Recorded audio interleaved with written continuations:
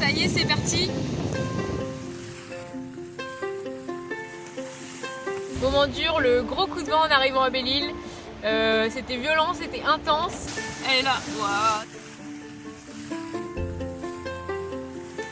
Salut à tous, bienvenue à bord du Figaro, Team Vendée Formation. Nous sommes en convoyage des Sables d'Olonne à Saint-Gilles-Croix-de-Vie où aura lieu la semaine prochaine la Sardina Cup, une course en double organisée par le Team Vendée Formation. Mais avant ça, un petit recap de la Solométrie Coque. Bon voilà, ça y est, c'est parti. Chacha, premier bateau à sortir du chenal, c'est le Team Vendée Formation. Il y a du monde derrière. En espérant que ça dure un petit peu. Super moment en début de course le long de l'île de Ré au moment du coucher du soleil, le vent mollit et super couleurs, c'était magnifique. Alors il est 6h30, grand soleil, il est temps de se remettre un petit peu de crème solaire. On est au vent arrière, à 8000 du pont de l'île de Ré. Je suis en bonne compagnie de monsieur Xavier Macaire. On vient de faire un petit coup pas trop mal, là. On a fait un petit empannage, pour l'instant c'est une plutôt pas mauvaise option. C'est trop beau, tous les petits bateaux regroupés là sous le soleil.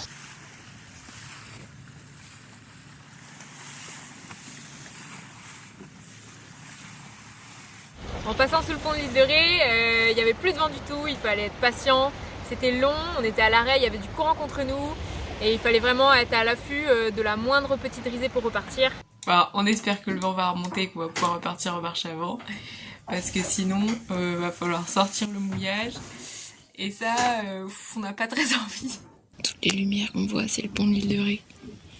Il est vraiment plus très loin, il est même pas à 2000. Mais comme on avance à 0,5 nœuds, du coup, ça peut mettre très longtemps pour y aller. On n'a pas grand chose à faire en attendant le vent.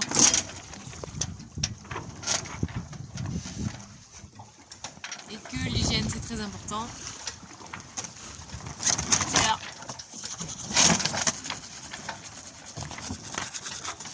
Moment dur, le gros coup de vent en arrivant à Belle-Île.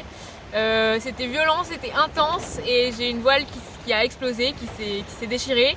Donc j'ai dû finir la course sans cette voile et j'ai vu tous les autres s'éloigner de moi et me retrouver dernière, c'était pas facile. J'ai pas trop filmé avant ça parce que c'était un peu le rush. Comme prévu, on a eu un passage de front, finalement il était aussi fort que prévu. Il y a eu une grosse rafale à 40 nœuds quand on est passé dedans. Il y a eu le deuxième passage de grain qui a été aussi violent que le premier et voire même peut-être un peu plus long. Et là ça a fini d'achever mon génois. Du coup j'ai fait toute la fin de la remontée jusqu'au phare des Birvido sans mon génois. Il avait explosé, il avait littéralement explosé, il y avait un gros trou dedans. Et voilà, donc après j'ai affalé, j'ai essayé de le réparer comme je pouvais avec du grès-tep. Et je suis repartie, ça a tenu un peu, et tout qui était autour de moi, il y avait Violette, Alexis, il y avait Francesca, puis il y avait moi, et on s'est tous retrouvés sur la tranche avec les voiles qui battent. Là j'ai réussi à prendre un riz dans ma grand voile et à repartir. Elle est là, wow. Voilà devant les sables, alors les premiers viennent tout juste de passer la ligne. Et nous, on est parti pour un aller-retour, ils ont l'aller-retour d'avance sur nous. Malgré toutes les galères qu'on a eues.